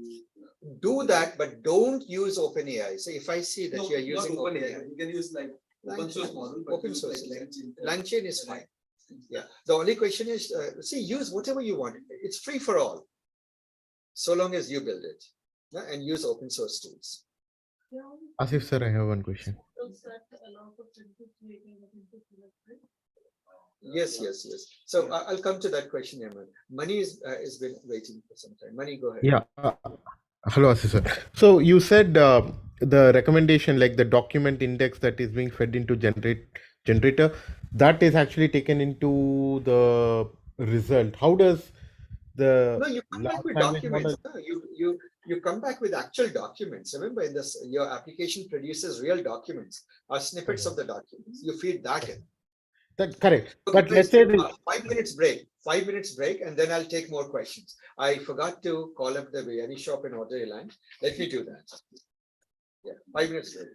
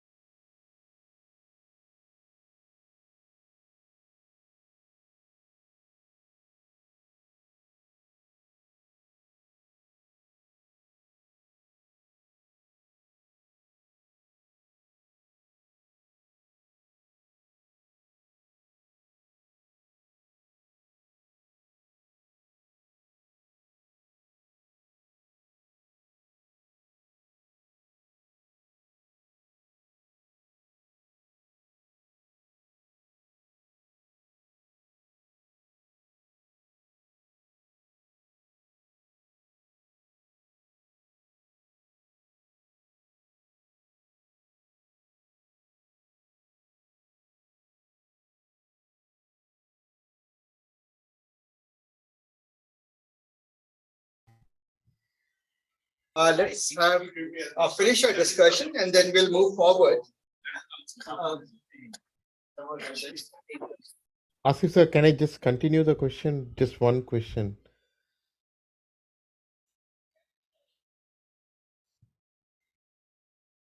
Hello, Asif sir, Right? can you We hear just me? need 10 minutes of your time.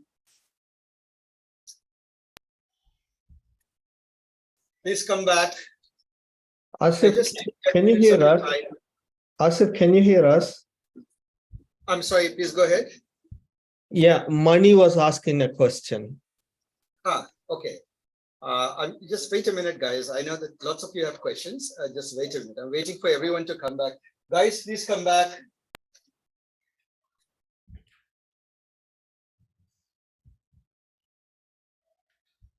Patrick, anyone else there? That's it. Okay, guys, let's start with money. So, Asif sir, continuing with the question. So, let's say we are querying about 2024 election, but the model LLM model is trained up to 2021, so it knows 2020 election. Now, the document index may know something about the 2024 elections, but you're feeding those information into a 2021 model. How will that work? No, the language models are, I mean, the way this works is that when you give it new information, this in-context learning will always prioritize the facts you give it. Okay. Because you're telling it. Oh, so suppose I you see. say So that giraffes are now 20 feet tall, right? And here is a table of giraffes and their heights. Who is the tallest giraffe? It will answer it. Okay. Got it. So it That's will the part. prioritize. I see. Okay. That's it. But won't it get confused which correct answer versus which is it? I mean, it is trained to give a certain answers, and then you are feeding it. No. That is reinforcement learning. Reinforcement learning has taught it that it always prioritizes that which the user says over what it knows, what it would have said. So see, the way it works is that it's not magic. Look at this part. When they use the word conditioned on, right? If you look at the mathematics here, they say the magic I mean, so this is the reading the paper more carefully, and I asked you guys to do that. See, given a query and a generator, which is a generator that would have generated a response in view of the query, right? Some token in view of the query. What you're doing is you're saying, let's make it conditional on multiple things. Make it conditional on the documents that returned and on the query. So you're double conditioning it. And when you train the model like that, it inherently learns to give emphasis to the information in the query. Are we together? The instruction gets emphasized automatically. And anytime there's a contradiction, it tends to pick up the instruction. Got it. Thank you, Asif. So before any more questions, are we all clear in this thing, guys? Huh? So there is a mathematics there. Is that always the case? Yeah. Pick up the instruction? Yes, you can try that. Actually, try that experiment and see. And guys, the way it all comes down to, look at this, look at these equations, and you'll get the hang of it. Right. It is conditioned learning. It is conditioned on, like the thing that it does is, response that it produces now is conditioned on the information that it was given, and it tends to emphasize that quite a bit. Okay, Aditya, you were waiting.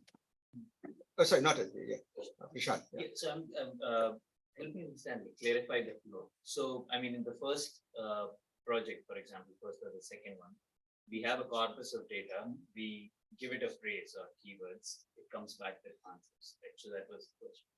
Now for this one, we pass on that same query to an LLM, which has, let's say, based on its pre-training, has its set of response, but does it also concern this corpus and somehow has a way to identify? Vishal, it's not like that. You do it. See, this is the pipeline.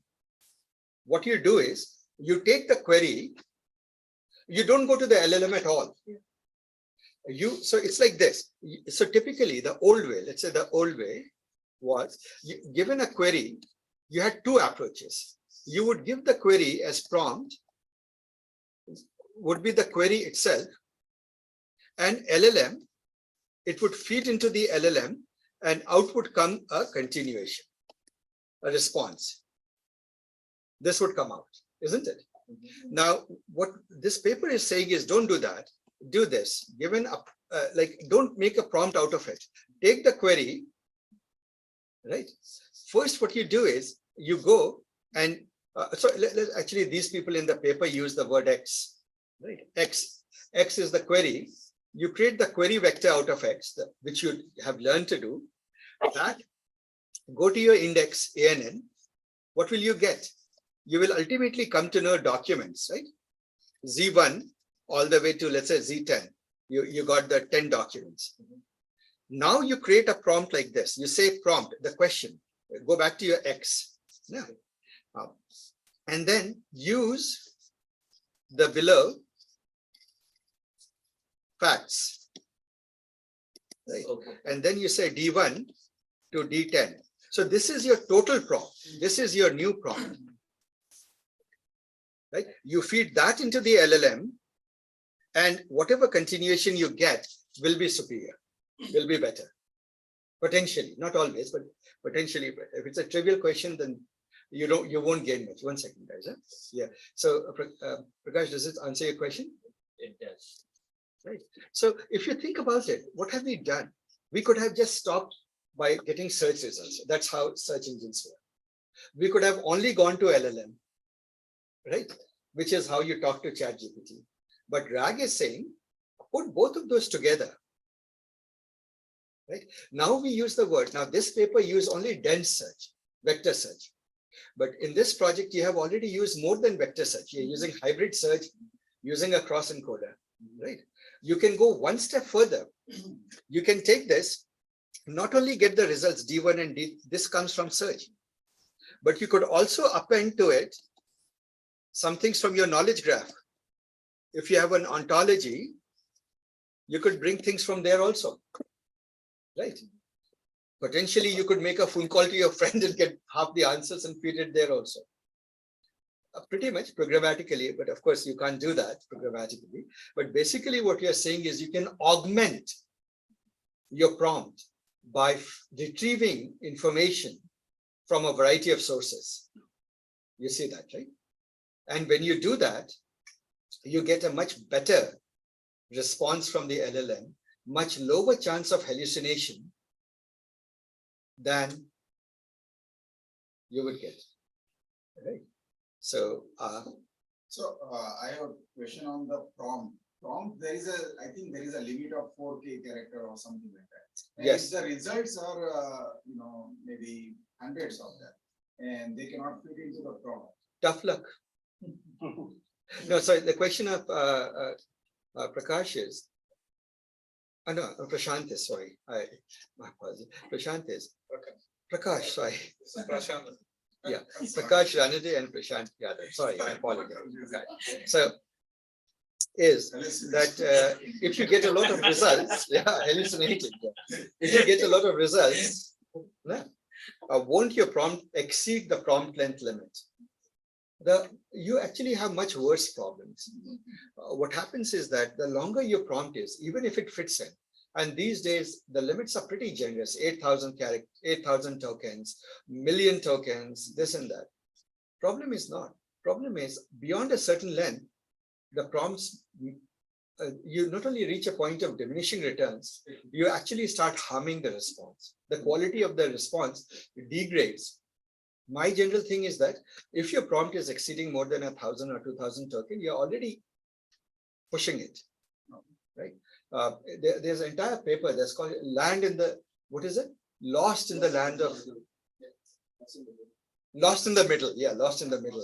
Like if you have very large prompts, remember how much attention, ultimately this is made out of attention. Think of the quadratic problem. You have 8,000 tokens. You are computing 8,000 squared attention. 64 million attention values will, as a minimal, get computed in a single head, right? And you're doing it over and over again. And so it's a process of focus getting diffused. It's not good. In fact, the paper that one of you posted to our bootcamp yesterday, the LLM Infinite, literally, there are many works that are trying to address this problem. That was one more work that was trying to look at this problem and say, how can we not have that? Right? So the more practical answer to your question is to guard against very long prompts. So I have a question related to this, right? So as if, let's say there are a lot of data analytical applications, and I've worked in a couple of them, where you actually give some information about the data to the LLMs, which is part of the prompt, but it's input data, right? So if I say, hey, look at the data, and I actually use a variable there, and the data is there, use the column names and tell me how I get, say, some information which requires complex SQL queries, right?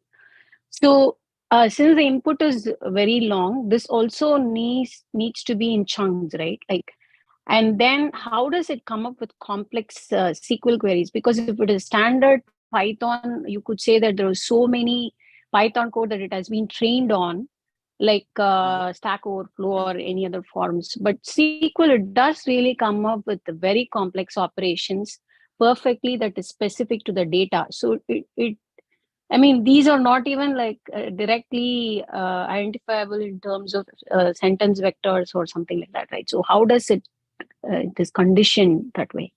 Haripriya, you brought up the question of the SQL and the SQL generation. So there is an entire subfield of generative AI, which is called NL to SQL, natural language to SQL. Right? Now, your point is valid. When you use, for example, a LangChain to first understand a schema, an agent, and to understand the schema, and then to infer what SQL query to run. Sometimes the SQL queries are complex. Or if you're doing search and you're trying to feed in a SQL query itself in the prompt, you're getting into areas where you're pushing the limits. Actually, LLMs don't do as good a job. They do good enough that you can make a huge difference. But let's just say that NL to SQL is work in progress at this moment. Okay, so guys, hold on. So I want to hear questions from people who have been quiet so far. Anybody else with questions? Yeah. So one question that came from Dennis is, can we get for lunch? Can we get eggs instead? I'll ask for it next time. I don't know if they increase the price, then the answer is no. If they keep the price the same, then Dennis will have his eggs. Any other question? Go ahead. So, generally, I mean, so we've talked about hallucination, right? But I can imagine two ways to identify that. Say it is indeed the model is hallucinating, right? Either you know the domain, right? Or you have some like test inputs and outputs. So, are there like the general recommended guardrails to prevent a model from hallucinating? So Krishna Yadav asked this question: how do you prevent LLM from hallucinating? This is the central question of research today. What we cannot do, we don't have a bulletproof way. Right? There are two ways of preventing it. So many ways of preventing it or mitigating it. Be very precise with your question. Be very precise with your instruction, and clearly say that if you don't know the answer, say so. Right? Things like that. Even then, it may cook up things. But RAG goes very far. If you say, ground your answers in this knowledge facts that I've given you, then you mitigate it. Right? So that is one way of doing it. Another way I was going to joke and say, support vectors gives you a service, literally consulting service, to help your models hallucinate less, or put guardrails around it. So we are the guardrails company. Hire us. And also you can. So what is a related? Sorry, so it's a very related question. So there is a parameter called temperature, right, in ChatGPT, which helps you get the most deterministic output. If you have the temperature 0, there is least hallucination possible. So what is that? What is that relating to? No, that is, I mean, see, I don't know. Temperature is, I'll tell you what temperature is. So yeah, good question. Whenever you take a model, there are two parameters. One is the temperature, one is the P. But let's focus on the temperature. See, what happens is that, let's say that you have a softmax, right? You got some logic values, 41, -26, 3, 2, 1, something like this. So what happens is when you do a normal softmax, this will become extraordinarily large. This will disappear. These will be too tiny. So the probability that this answer will be picked, let's say A, B, C, D, E. When you softmax this mathematically, this will stand out as your highest probability by far. It won't just be, so suppose this was plus 26, so it was here. It won't just be twice that of B. A probability of A won't be just twice of B. It will be actually a huge amount, right? Because you have exponentiated. It will be about, roughly speaking, 8 times or something like that, right? So to prevent that, what people do is they use, they heat up like this modeling comes from statistical physics, right? You heat it up. In other words, when you heat it up, then these guys begin to look a little bit taller. So if this is here, this becomes like this. Now the size asymmetries get muted down. You realize that you have dampened it down. The big guy doesn't look so big anymore. Now what happens is, once you have done that, even then you sample. You pick a sample solution. You say, which word should I pick? Given the fact that A is more likely than B is likely than. So what it means is, it may still, for example, end up picking D. It has a small probability, but it may still pick up D. But as you increase the temperature, the unlikely tokens get picked up a little bit more often. Now, how does it have to do with hallucination? Remember, the next word that gets generated, the next token, token next, its probability is conditioned on how many things? All the previous tokens, T1 to Tn minus 1. It is conditioned on the information retrieval, the retrieval facts. And it is conditioned, of course, on the parameters of the model and the input, right? So the query input. Given the model, the parametric part, the probability is determined by the query, the retrieved information, and all the tokens that it has generated. Now what happens is, if you make unlikely token come up, the error rates increase faster, right? So I'll give you a very simple mathematics. Let's say that if the temperature is very low and you're much more likely to pick the highest probability thing, and it is 99% you would have picked the right thing. There is only 1% error rate, right? So by the time you generate 100 tokens, 99% picking up the right answer is not good enough, because 0.99 to the power 100 is, anybody can guess what is it?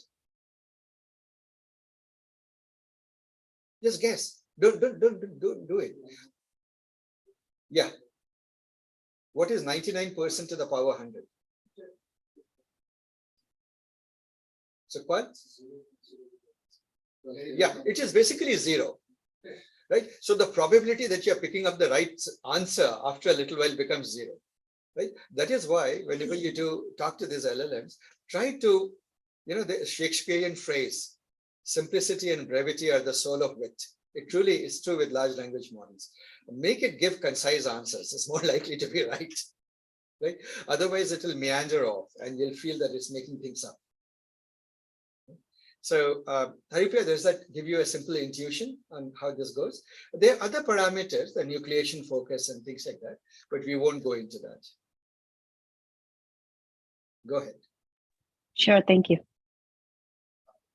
I think Mani has asked this question. Let's say LLM has a little bit old data, which it has LLM has old data, all right. And it doesn't have old data, it's been trained on old data. It is trained on old data. Yeah. And in the outcome of the RAG, when we are feeding the prompt to this new model LLM, how does it figure it out the data based on the current context? Because the example which you started giving, that it has to know how many countries exist as per the latest setup. You give it, no? You search for documents which say that now in 2023 there are, as of 2023, there are 187 countries, right? I see. So that will be the. It is a part of the prompt. Part of the prompt. Okay. And it will always take whatever you say in the prompt as the truth. And so that becomes the memory of it. It becomes. Okay, guys, so I know that there are more questions, but I have a small announcement. What are we going to do? You guys are going to do your projects, but today is the day of presentation. I do want every team to present. I hope you guys are ready. We will have our biryani. And after that, I would like each of the teams to start doing their presentations. And we will start with the teams that ask the most questions. No, I'm kidding. Go ahead, Masni. Now nobody is asking questions anymore. Shina. How does LLM fit into the multi-model tech that we are building? Like images, audio, Well, you don't want me to answer all the questions, do you? You have to figure that out. That's what the project is about. See, guys, what I'm doing is I help you with the data engineering part and so forth. Now we are getting into the research areas. I want each team, I said that, each team needs, each has its own tribal culture, its own way of approaching solutions, its own innovative solutions. That's how you'll do your startup. So I deliberately won't answer the question because it admits many answers. And I want you guys to discover some of the answers yourself. Shivani. So just going back to the, so let's say if there is that hybrid search that we have, it produced a response that is and then you're saying feed that back into the RAG LLM as output in the that's how it wants to do it. So is there some pre-processing that we would do again on that 5,000 output that came through? And if yes, what is it? Do we make chunks again? No. Think about it. What are AI models capable of? Think of any LLM technique that can reduce your 5,000 token to 1,000 token. Summarization. You can summarize it if you want. Right. What would summarization do? It will pick up the most important statements in the text and give that to you. Right. Okay, guys. So many questions. Anyway, how many hands more? All the hands have disappeared. Okay, Patrick. I think it might help if we just have a glossary for the group of the LLMs, either to some context limits or all those definitions so that people. Yeah. Okay. Yes, guys. Patrick, you brought a great point. Guys, I have a request for all of you. See, there is a glossary on our course portal. Did you guys know that? All of you can contribute. Could you please contribute to that glossary? But please give accurate, useful. Useful. So somebody told me a joke that if you want to confuse your peer reviewers for your code, make sure that you do import pandas as NP, import vampires, and then have them read the code. Yeah. In addition to what you said, I think we should normalize that as part of the presentations because I think we are all over the place with the vocabulary right now. That was very good, actually. Yes. Let us all create, and let us also in the presentations, each team from next week, tell what you added to the vocabulary, what you added to the glossary. So, guys, you have one new task. Everybody needs to add something to that, and they need to present what they add. Let's do that. Okay, guys, so with that, it's time for lunch. Are we all clear what the project is? Yes. It's a fun thing, guys, and we are using a real LLM to solve problems, and you're in the territory of LLMs. By the way, hint, you might have to use an LLM for the parts that you have already done. But no more hints. For the parts that you have done, you could have used LLMs.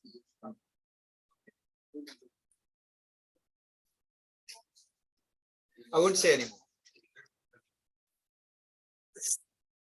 Any other questions, any other requests, any other thing, guys? Yeah, question. I raised my hand, but nobody saw it. I think. Go ahead, Sachin. So I've been looking at quite a few data domains, and how do you know that basically the model is not hallucinating? Because you need to have an independent way to check and make sure that you have the guardrails, but it is actually telling the right thing that it is supposed to do.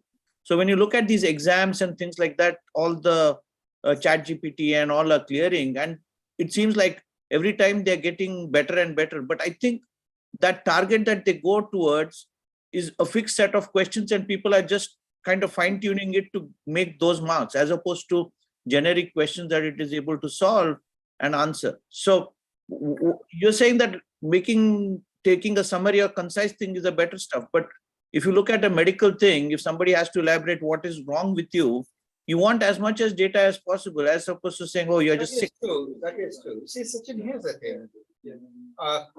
Token length is work in progress. There's a whole body of research that's trying to expand the token length without degrading the performance.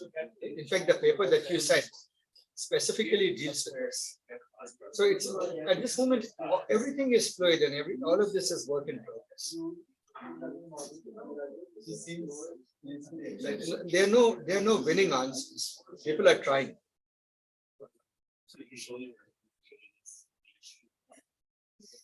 All right, guys. So I'll end today's session. I'll end the recording, and I wish you guys. Thomas, you are here. Are you working with Praveen? You're able to work with Thomas.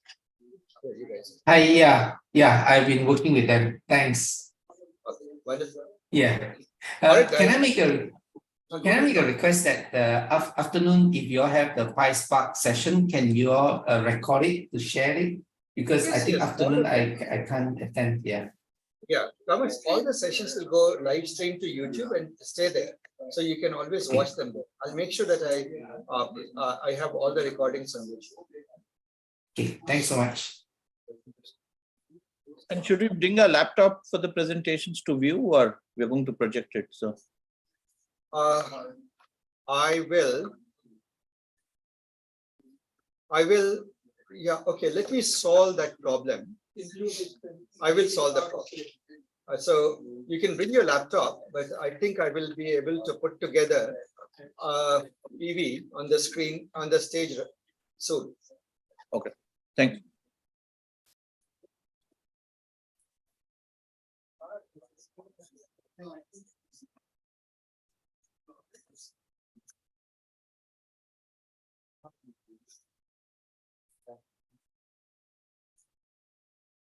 Oh,